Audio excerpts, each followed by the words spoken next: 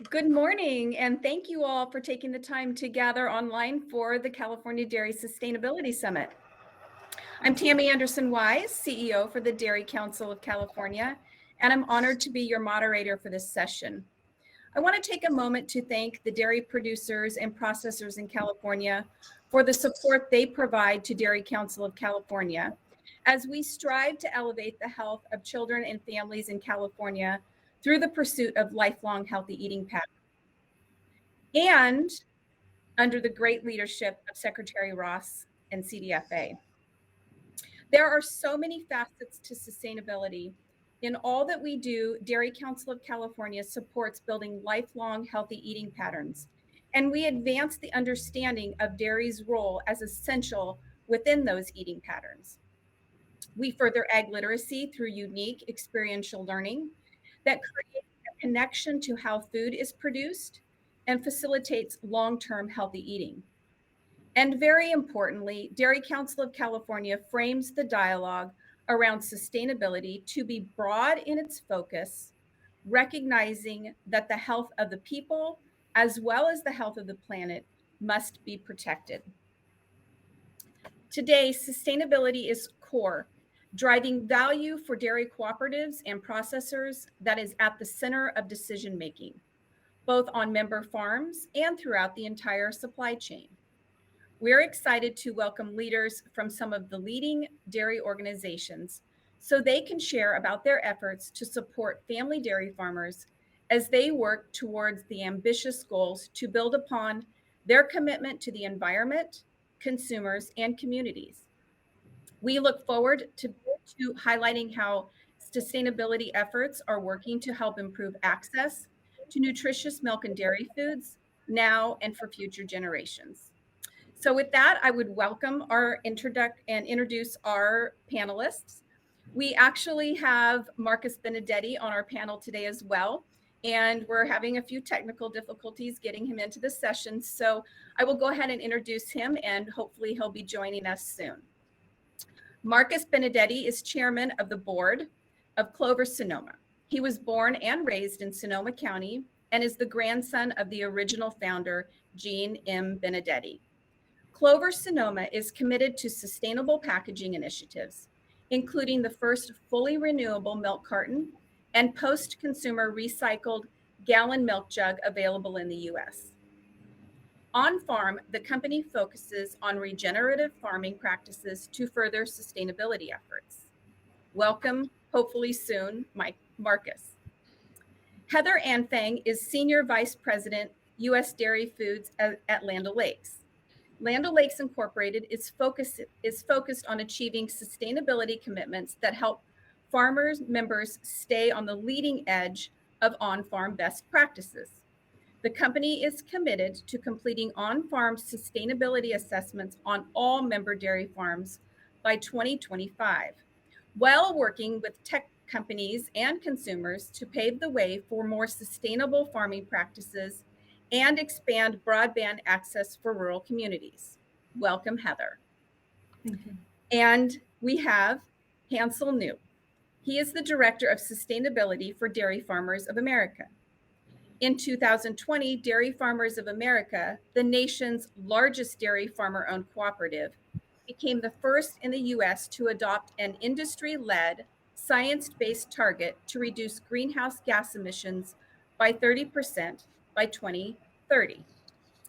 Welcome, all of our panelists. And Marcus, welcome. Sorry for the technical difficulties. No worries, Marcus. So we've already introduced you. So we are going to go right into our first question, which is for you, Marcus. Okay.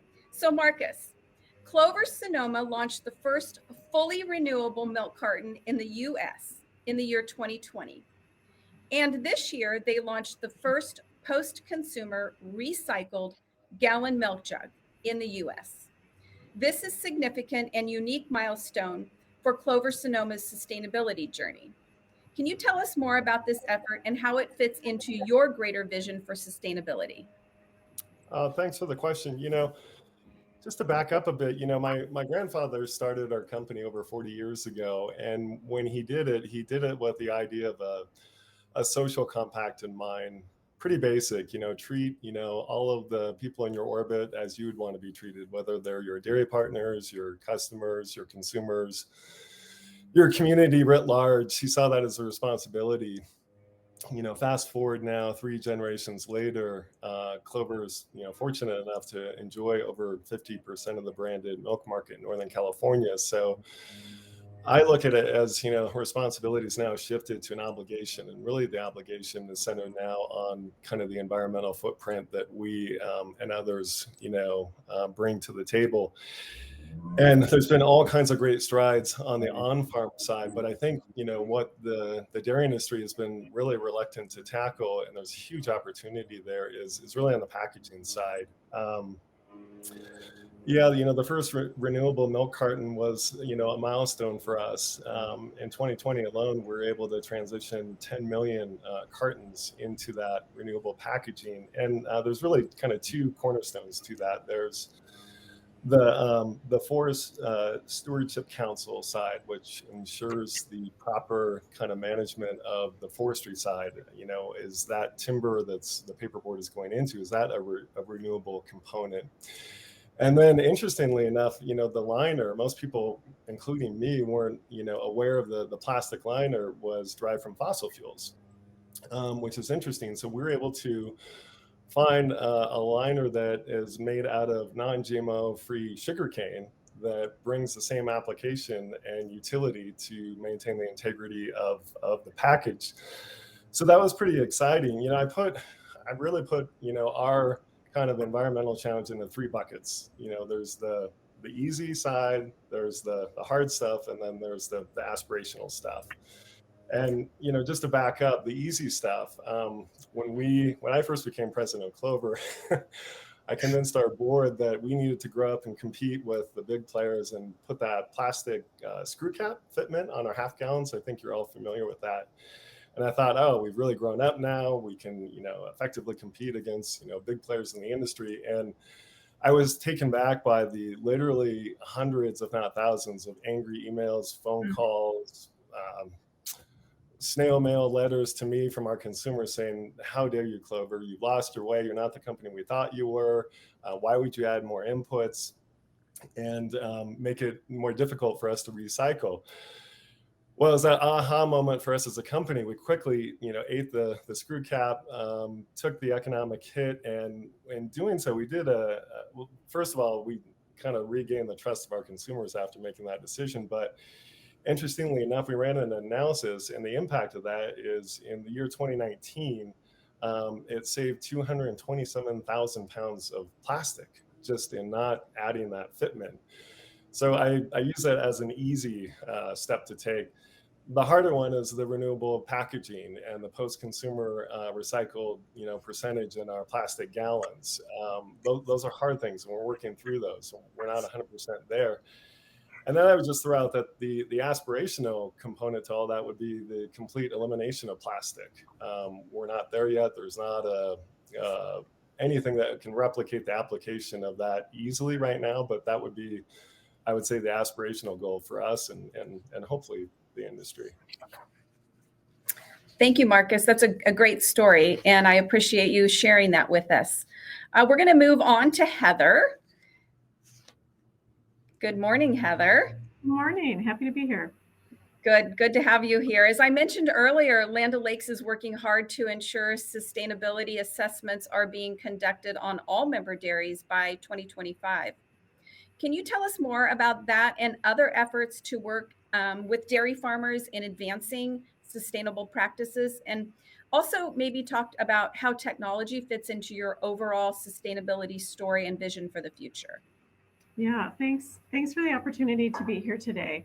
So many of us that have a touch back to the farmers have this awesome opportunity to really lead in this space, specifically as consumers and our customers and our brands and businesses, see the value and the importance of that. So a couple of things I'll talk about. We committed to a program we call Dairy 2025 that you referenced, which is a very intensive assessment of all of our member owner farms to really collect information and data so that we can start or keep going down the path that each of these individual farms are on in their own sustainability journey. So it starts with the data so that you can start the continuous improvement process. And, it kind of doesn't matter where you start from as long as you improve. And so having that data around energy, manure management, nutrients, crop practices, electricity, et cetera, is just an important starting point. And so we're working with many of our farmers to do that. We've already done this assessment with over 50% of our farmers and over 70% of our milk supply. And so that's just an important baseline to get started or to keep going. The second thing I'll talk about is, sustainability is so important at Land O'Lakes that we created an entire division around it that we call Truterra. And Truterra has really been focused on creating, again, that data grouping so that we understand how farms are performing, but also creating and leveraging market opportunities for farmers. And so we started on the row crop side. We're moving into dairy this year, but as we did that last year, we partnered with customers. Microsoft was our first customer, where we were able to sequester so much carbon that we were able to pay back to our farmers over $4 million last year, cut checks directly to the farmers. So it's important, like I said, for our own brands, but also for our customers and consumers that are looking for agriculture to play their role. And we have such a great role to play. And so, of course, technology is a huge part of that because it is, it's going to help advance and it continues to advance. And that's the continuous improvement of sustainability.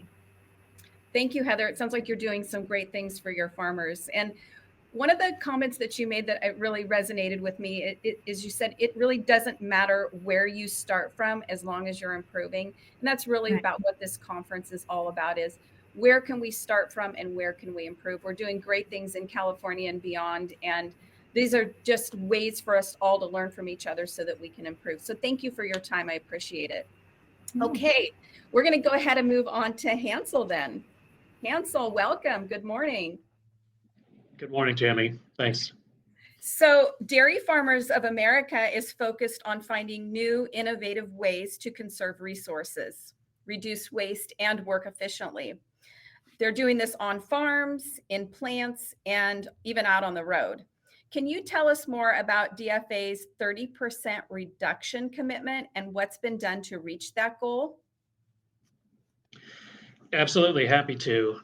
So back in 2018 now, we really took a comprehensive view, I'll say, at our baseline to determine, okay, where are we at? Where's our starting point as a cooperative on our climate smart journey? And we did commit to working with the Science Based Target Initiative for a 30% target by 2030 against our 2018 baseline. And it's really a comprehensive approach. So it's looking at scope 1, 2, and 3. So obviously impacts our manufacturing environments, our fleets and distribution, and certainly our community of farmer member owners as well. And when we look at where our primary focus areas are at our fleets and our manufacturing sites, we're really taking a strong look at energy efficiency, for example, energy efficiency improvements. We've been fortunate to be able to, in California, for example, work with the California Energy Commission on with our engineering partners on a grant to help reduce electricity and energy inputs at 5 of our California-based facilities. So that work has been progressing well. On our member farms, clearly as a member-owned cooperative, our members and the ag sector of our footprint is clearly where we need to put a lot of our focus in our scope 3 as well. So we've really looked at, first of all, where are our primary impact categories, and I think those who are attending this summit will be well familiar with those. we generally break them down into 4 categories. One would be manure management in general. And in California, certainly there's been a lot of work with California, working with the state of California and working with technology development companies and digester developers to turn a lot of the, I'll say, energy potential of manure management storage systems today into renewable natural gas. And that's been an exciting development for sure. For looking at soil health, or what we could more generally call regenerative agriculture practices, that's another focus where we know the science is sound. We know that a lot of these best practices, whether it's conservation tillage, no-till, low-till, cover crops, these have been solutions that have been around for a long time. But it's more looking at our farming systems and how do we apply those in a way that makes sense for dairy farmers in their operations. Certainly the cows themselves, enteric fermentation and enteric methane emissions is another focus area for us, and certainly the larger dairy community as well. And there we're really trying to take a comprehensive approach. So we realize that there are technologies and practices, everything from ration optimization to optimizing forage quality, to even looking at some of the new and emerging feed additives in this space, which science is still developing and the studies are still coming out, but we're optimistic there's going to be more tools in the toolbox for enteric fermentation and reducing enteric emissions over time as well.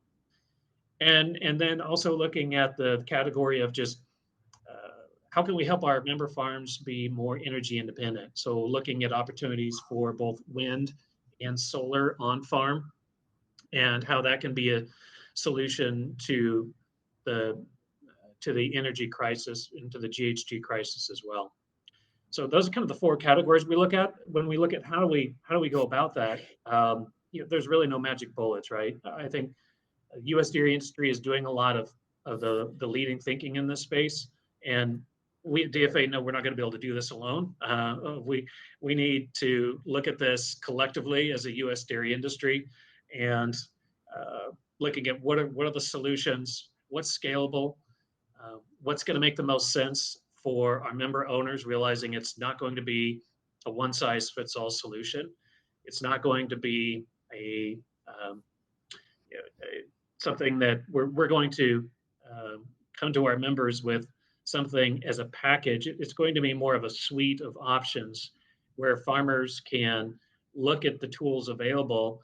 And we strongly believe that every farm can do something, whereas every farm probably can't do everything, at least not equally well.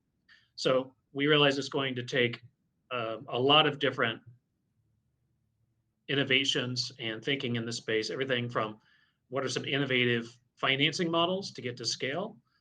What are the right partnerships and programs to help scale GHG reductions toward our science-based target? How do we best optimize collaboration in this space with our industry partners and across the sustainability community? And of course, working together to see how do we get scale? How do we get partnerships? And how do we take this voluntary incentive-based approach and really optimize that in a way that's going to work for member owners? Thank you, Hansel. So I think I heard you say a couple of different things. One was it takes a village, and the other is collaboration. That's one thing that Dairy Council really believes in is collaboration. Collaboration and partnership is how we're going to do the best work and be the most effective and the most efficient. So dairy farmers of America should be commended for the commitments that they're making towards this this great goal of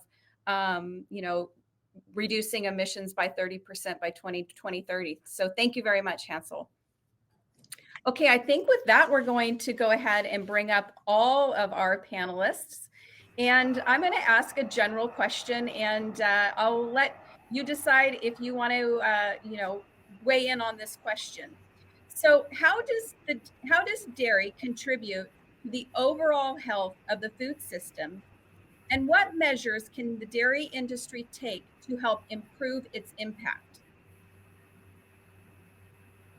Who would like to take a stab at that? I can start.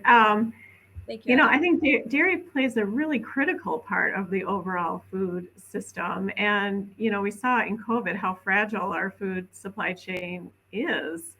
And so there's been tons of learning there as well. And dairy's hard because it's so perishable, right? So that has been challenging in this disrupted time.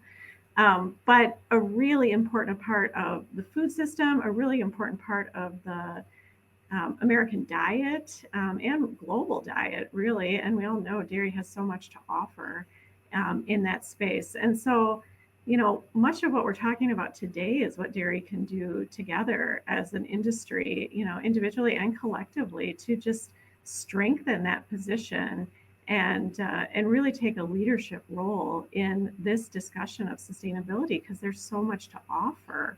And just really a critical part of all of that, that food supply chain. Thank you, Heather. Yes, it's definitely an area that the dairy industry can take a leadership role on advocating for. So I appreciate that feedback. Marcus? I'd just like to add, if we take a step back and think about milk, in its essence, it's time tested, been around for millions of years.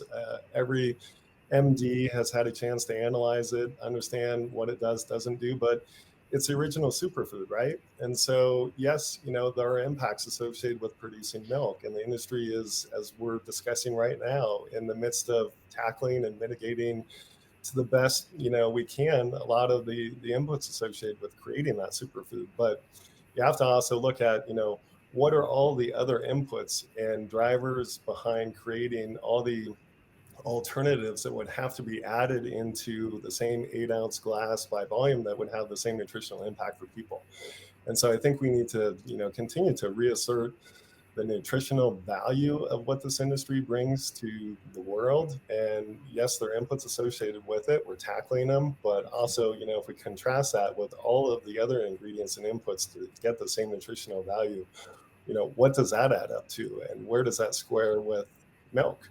So I'm more bullish on the industry than ever. I think it's exciting hearing, from Hansel and Heather, what's being done on a broader scale. We're very small, but given our smallness, we can take certain risks and hopefully provide, that to the rest of the industry. So never been more bullish on our industry.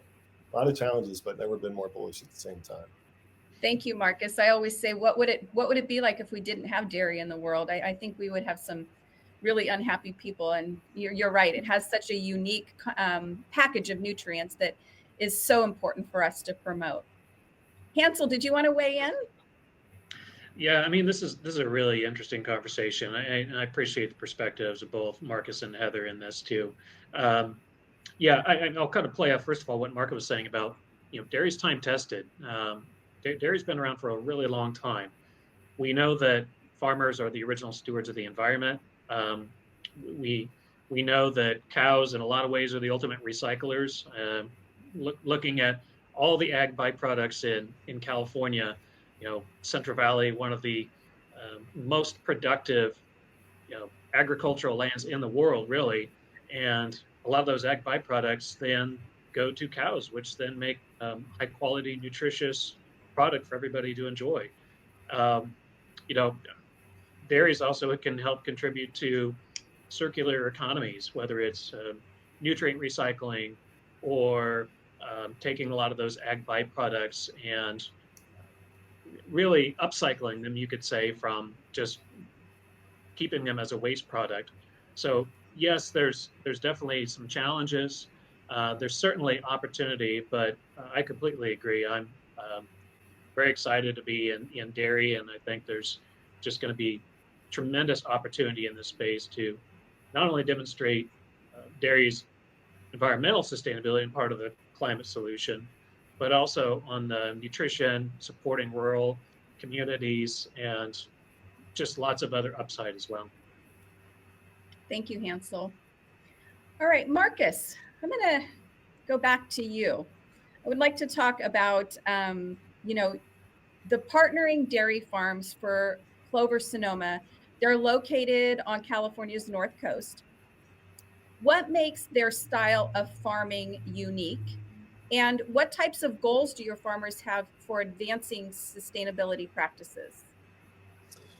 Well, to Hansel's point, I mean, farmers are such stewards of their land. If you look at some of our fifth generation farms, located right along the Pacific Ocean, the Point Reyes National Seashore, they look, much like they did 5 generations ago today, and they've been producing high quality milk on those farms again for 5 generations. So they're doing something right.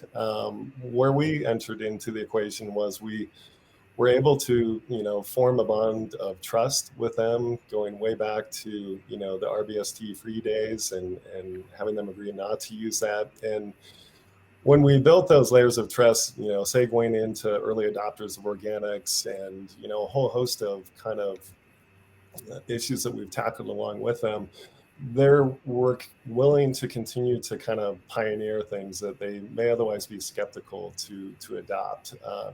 Regenerative agriculture, it's going to become, such a critical issue for dairy farming, I think, not only now, but in the future. And so, as we approach them to kind of look at this issue, how can we help? Well, we can fund, through the nonprofit Zero Footprint Fund, a way by which, like one of our dairies kind of is our test case right now, the Peruki dairy. The grant, funded a full range of planting, 350 tons of compost across 25 acres. So that's kind of our test bed. So, I look at Clover as maybe, very small, but hopefully an incubator for ideation and, proving that out commercially in a very small market to where others can hopefully adopt. Not that we don't make our mistakes, because clearly we do. But as long as we and our dairy farms can keep kind of pioneering some of those cutting edge applications, whether it's on the sustainability front, the nutrition front, and then share that out to the industry. If it's a positive case study in our own backyard, perhaps others will want to adapt and follow as well. Thank you, Marcus. Yeah, I definitely think you're paving the way. Your pilots are, gonna hopefully expand and provide opportunities beyond Clover Sonoma and out into the entire dairy industry. So thank you for that. If I could just add that too, they also put the pressure on us. Like, it's a great two-way street. They're like, well, what about the processing end? What are you guys doing in packaging? How does a great product that we produce on farm actually manifest itself on shelf with respect to kind of the whole inputs along the whole supply chain, including packaging? And not to hammer on packaging, but I think it's the biggest opportunity our industry can tackle right now. So it's a symbiotic relationship, right? Totally. We get a lot of tough love. All right. Heather and Hansel, your member dairy farms are located all across the U.S. versus Clover Sonoma. They stretch across various geographies, and they represent a variety of farming styles and sizes. How does the diversity of these dairies impact your sustainability goals? Yeah, well, I can start. And actually, Hansel, you said some of this in your comments, and I just really agree. We have about 1,500 members, and they range from a 50 herd to 10,000, right? So your comment that it's not a one size fits all approach, and what works for some won't work for others and shouldn't work for others, and what's important to some based on their region or what's surrounding them is different than others. So it's challenging, and it's an opportunity, I think, to like you said, Marcus, like start with pilots in different parts of the geographies or regions, and we have a number of customer partnerships in specific regions, like in Pennsylvania with the Chesapeake Bay. So that's important in that region. And so how do we think about the opportunities with those farmers and those partnerships, and with the partnerships, private and public, to really drive innovation and advancement? And then where can we take that from one learning to the next? it provides us just a really interesting test ground of a lot of different, like you say, sizes and regions, and they all have their own challenges, and they're all in different spots along their own sustainability journey. So that, I think if we leverage that to our advantage, it's an opportunity. Thank you, Heather. Hansel. Yeah, I mean, completely agree with Heather's perspective there too. The regional approach is certainly an area where I think we can, as a dairy industry, really leverage local solutions with local providers that really know the territory. They know the people, they know what works on the soils in those various areas, they know who the best partners are, and really, I think that's where innovation flourishes is at the local level. You know, it comes down to a community approach to solving problems and looking maybe at old problems in new ways. I would say that regarding diversity, DFA has over 6,000 member owners throughout the U.S., and we really see that diversity, first of all, as a strength. Um, it helps mitigate risk so that if some farmers in some geographies are perhaps struggling with one thing, maybe other farms in other geographies are not. But on the flip side, and Heather alluded to this also, is it also prevents regional or very specific opportunities. So again, it's more of a Swiss Army knife approach versus trying to use the same tool in every situation on every farm.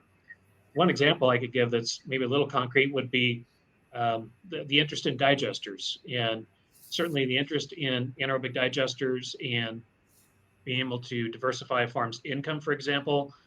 That's a great and still a growing opportunity for some farms. Now, those large digesters, they don't work for every farm of every size, of every type, and so we constantly get engagement from our larger members and from our smaller members to say, hey, digesters are great, but what else can I be doing? Or I don't think a digester is going to be a good fit. What else can I be doing? So that's again where the suite or the toolbox of practices comes in.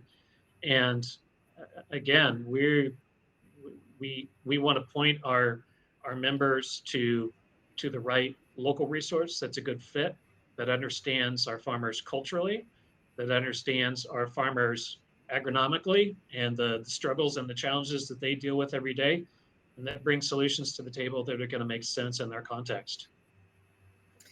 Thank you, Hansel. Yeah, what I'm hearing you say too is that we're able to use our dairy farms and our processing plants as practice fields to experiment, to try different plays, to really figure out how we can improve on our sustainability, methods that we're embarking upon. So great stories. Thank you for sharing that. The other thing I'm hearing is this, constant need for innovation. And so, following up on what you've shared already, how important is innovation in making continued progress for the dairy industry? Well, innovation is very important. And I think kind of building on previous comments is that when it comes to diversity and looking at how different practices apply in different areas, piloting is extremely important. You know, Piloting it at a small scale to determine what works and just as importantly, what doesn't work, so that we can quickly pivot and try new things. So piloting, I think, in testing, trying different things, and seeing what works, doesn't work, and then sharing those results for the betterment of all, I think is an important part of the approach. Technology is another important component. Technology's not every Sometimes it's just looking at old problems with perhaps a new lens or a new perspective. But technology and innovation in that space certainly has its place. Maybe one concrete example. So at DFA, we have what we call a collab accelerator program, where each year, and we've done this for the last several years now, we've had new and innovative a lot of them in the upstart stage companies come on board. And we've worked with a total of 32 companies now, and we just started onboarding our most recent class of accelerator companies just this last week. And many of them work in the sustainable technology space. So, it gives us an opportunity to get sharper and smarter in this space. And again, that comes by engagement and really collaborating with others. Thank you, Hansel. I'm going to change our conversation here just a little bit. Marcus, I'm going to ask you a question. Nutrition and food consumption are no longer being looked at only through the lens of food security and human health, but also impacts on environmental health. This is, of course, particularly true here in California. How do we make sure consumers are continuing to say yes to dairy foods? Yeah, that's a great question. Well, I think really two things. There has to be a holistic approach to dairy's offering to consumers. There has to be a social compact involved in that relationship.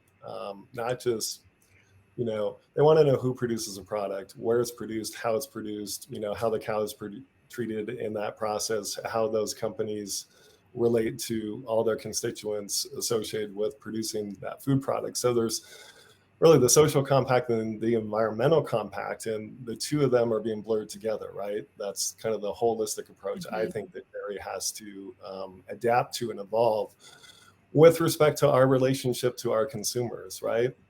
If you think about, dairy 50 years ago, whoever could produce the cheapest gallon of milk won, and that's all that, was ever really kind of analyzed with respect to how consumers approach dairy.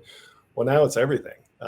It's the environmental footprint, the social compact, like I said, and I think the opportunity is there. You're hearing a lot of examples today by which we're getting there, but it's the obligation on dairy is to re-engage with consumers. We talked about innovation. There hasn't been a lot of innovation in dairy for a long time. Well, innovation can come in a lot of different forms, from truly the product innovation to the technology behind it.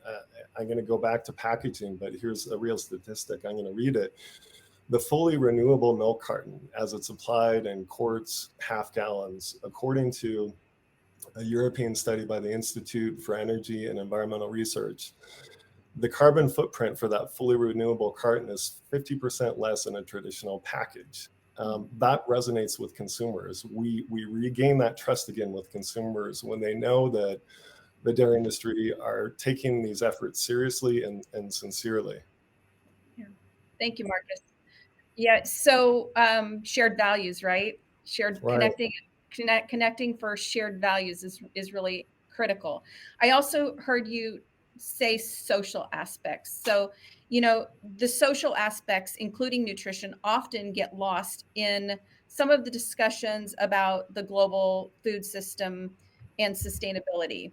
How are your organizations engaged in efforts that promote nutrition and the social aspects? And how can we broaden the sustainability discussion to include nutrition and the unique essential package of nutrients that milk and dairy foods provide as part of healthy eating patterns? Yeah, what I would say is we have an opportunity to do better at this as an industry, and it's not a communication strategy alone. Like, if we think of it like that, I think we're missing the point, right? And this kind of gets to what Marcus just said. We need to understand what the marketplace is telling us, what consumer needs are, where the opportunities are, and then we need to innovate and provide products and services and partnerships and all of it to meet that. And so if we just think it's a communications issue, it's not. I think there's reasons consumers are walking away from dairy, and we have to understand what those are. And then we have to provide the right products to meet their needs. And that's really important. I think we in the dairy industry tend to, we know deeply how great dairy is, right? We're all committed to this industry. We all work in this industry. Consumers have a million messages coming at them every day. They're not as ingrained in the dairy industry. And so telling our story through our actions and through what we offer I think is just a huge opportunity for us as an industry. Thank you, Heather. Hansel, did you want to add to that at all? Yeah, maybe just a little bit. I mean, this is something we could talk about all day, right? But yeah, food is a conversation, right? And trying to tie the link between food and nutrition and lifestyle and environmental sustainability and social good and everything else is it's complex, it's interwoven, and at the end of the day, it's difficult to do, particularly in today's environment, right? Um, One example maybe I'll share is just for DFA, we have a magazine that's focused on our consumers called Half and Half Magazine, and we share. It has beautiful photography, lots of great recipes. The cinnamon roll recipe. I don't advise if you want to lose weight, but it's delicious. And in there also, we just take a conversational view, I'll say, on how to engage the public in sustainability. It's not talking points at the end of the day. It's a conversation and in really having consumers invite dairy into their home. I'm going to have to look up that cinnamon roll recipe, Hansel. Thank you for that. I'm going to take us to COVID-19. I know it's a conversation that we've had a lot of conversation around it over the past, but let's go there again. The COVID-19 pandemic has created many challenges for all of us. What lessons have been learned, and how are those learnings helping to shape your vision for dairy nutrition and sustainability? Before we go there, I just would like to acknowledge it's inspiring to hear, the comments from Heather, an organization of scale, really, and to your points as well, Hansel, acknowledging that it's not an advertising campaign, it's not a talking point, it's not a communication strategy. It's a sincere effort to engage consumers and regain their trust, because consumers are smart, right? They have power, they know it. And for them, it's not just a one-dimensional nutritional kind of relationship. It's a holistic expectation with their purchasing dollars. So just wanted to acknowledge it's inspiring to hear companies with scale recognizing that and engaging in that way. Thank you, Marcus. I can maybe just speak briefly in terms of small company, Northern California for us. It kind of did somewhat reaffirm the importance of kind of an integrated model and a local model.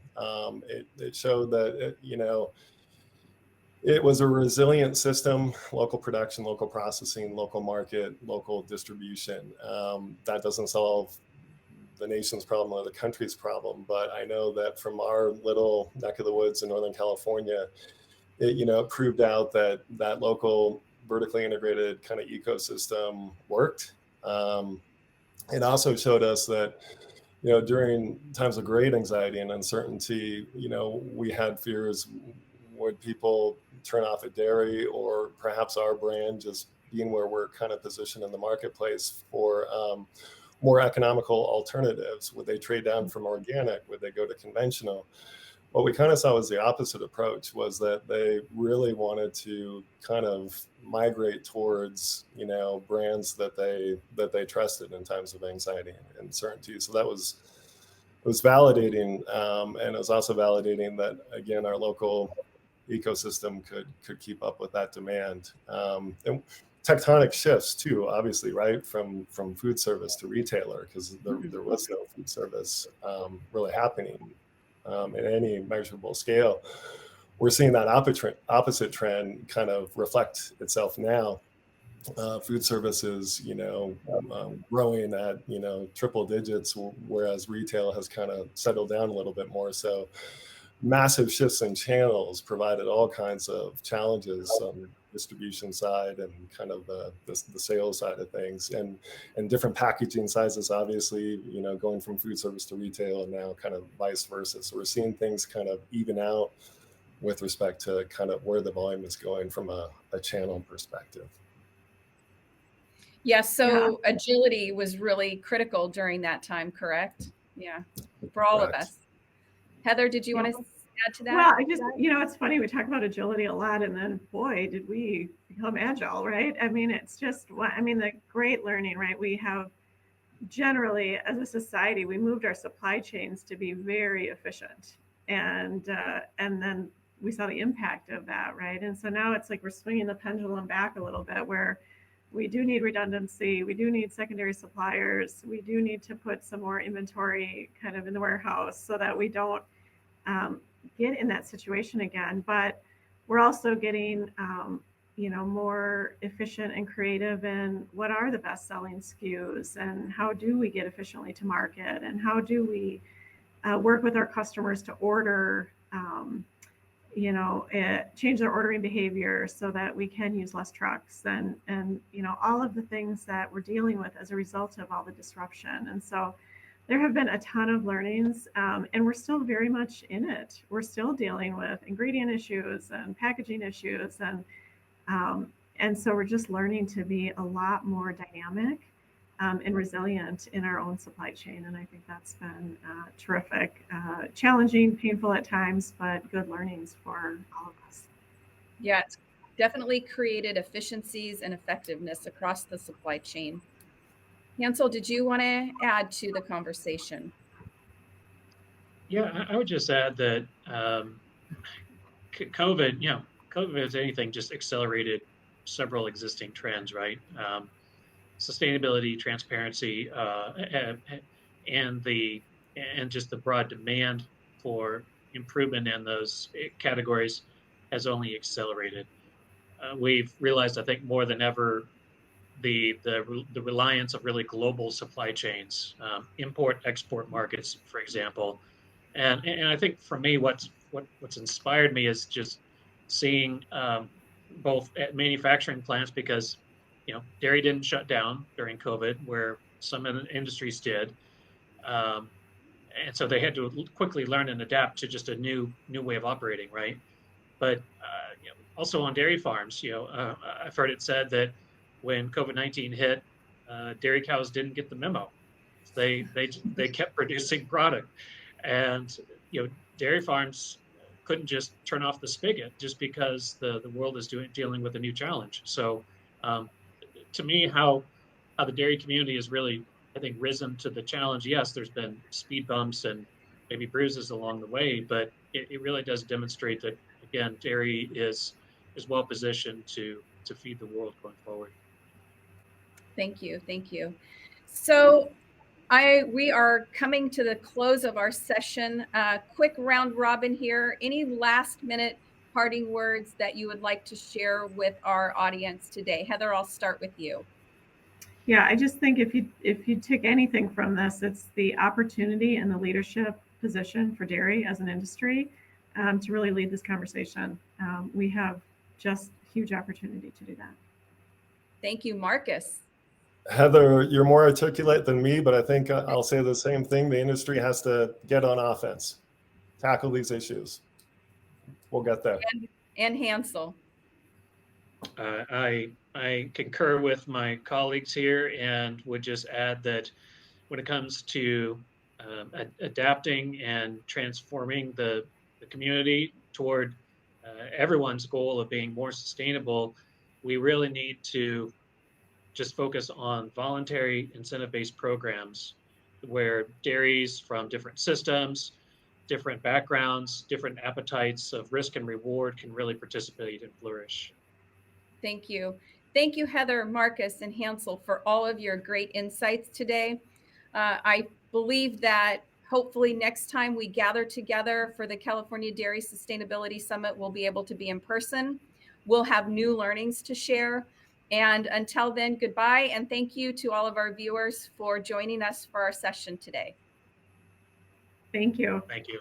Thank you all. Thank you.